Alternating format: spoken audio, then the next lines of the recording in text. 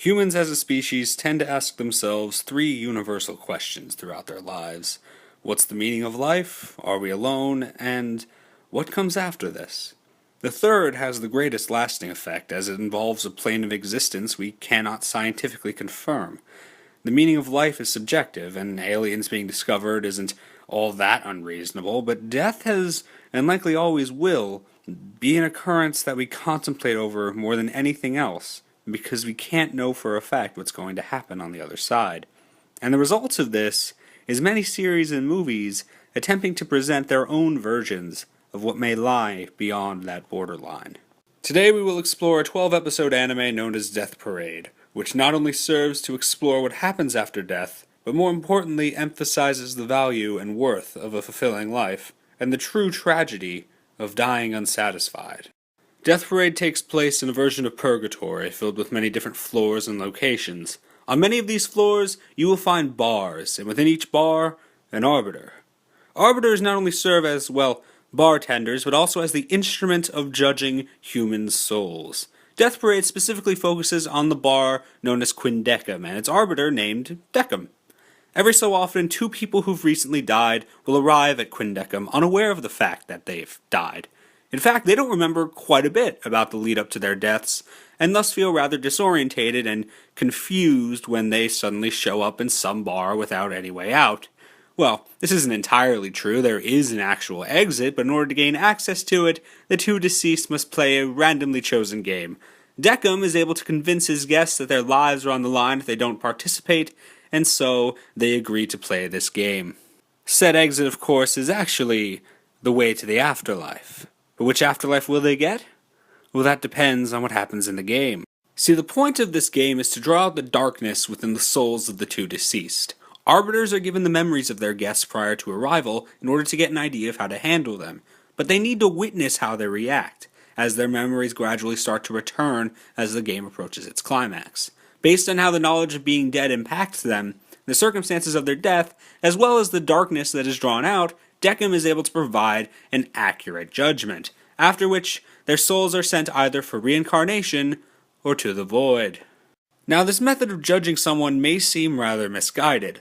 Only focusing on the darkness makes it so that the good one is done during their life is often sidelined. Hell, even the bad things someone's done can be overlooked based on how they act while at Quindecim. And because of this, one's life and much of what it contains seemingly don't matter. Oh, you cured cancer, donated your fortune to charity? That's cool and all, but you better not get angry while being judged, buddy, or you're screwed. And this creates two major conflicts within Quindecim.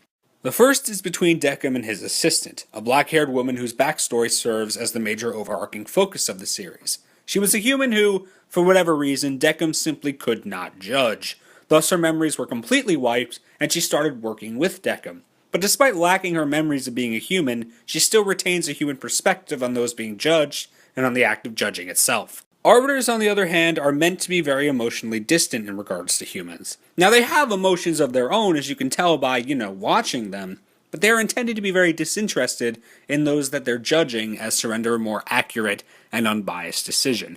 Hell, the only reason why arbiters judge humans in the first place is because, that's the only reason they exist.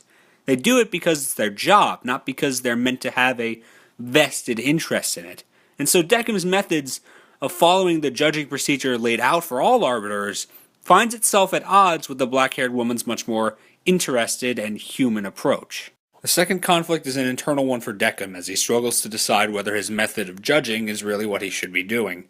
This inner turmoil is only exacerbated due to Decim actually valuing those who have lived a fulfilling life, to the point where he tries to remember each person who's visited his bar in order to give value to the lives they've lived now that they're dead.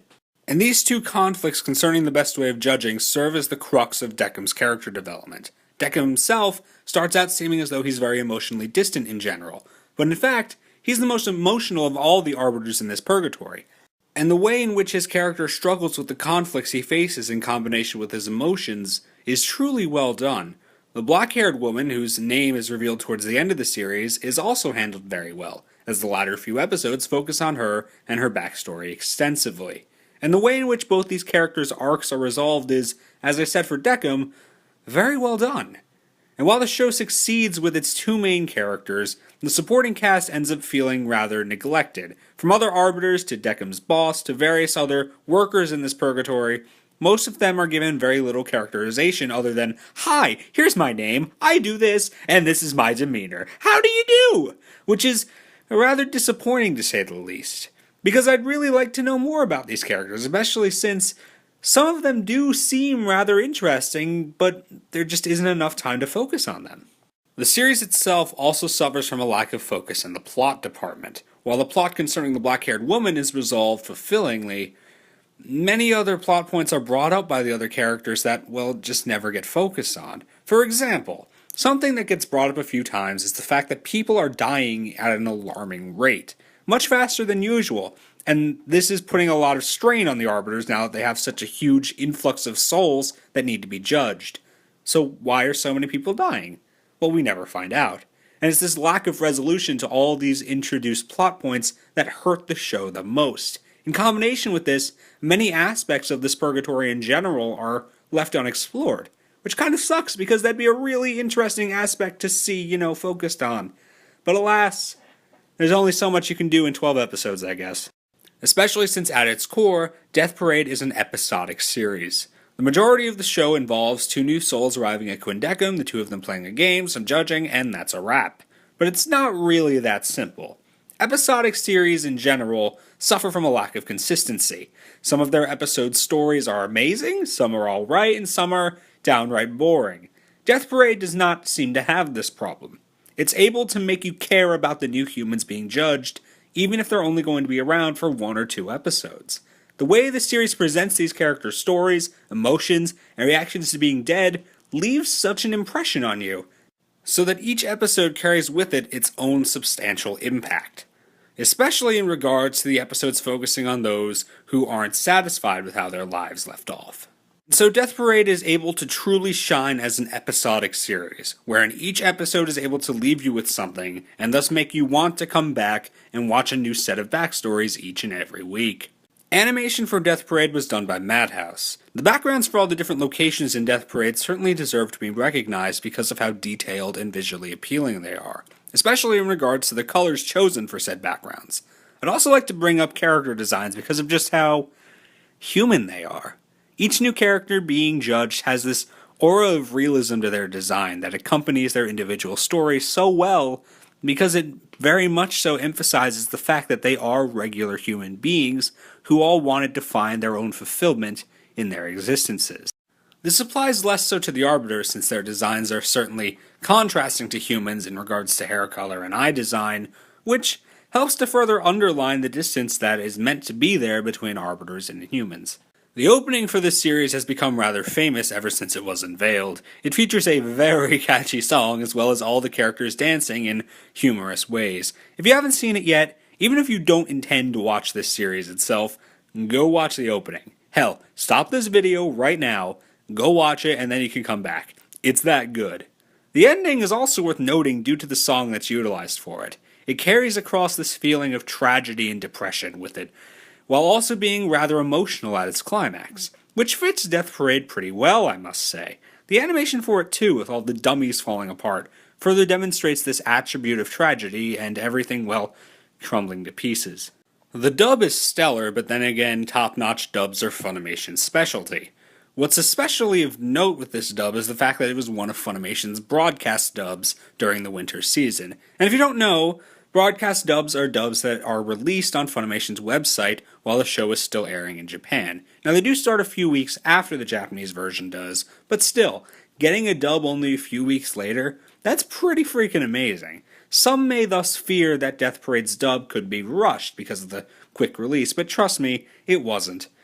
I do want to bring up Alex Organ's performance as Deckham though, because I was unsure how he'd handle the role. Prior to Death Parade, my only real experience with Alex Organ was his performance as Shogo Makishima in Psycho-Pass, which he did very well as, by the way.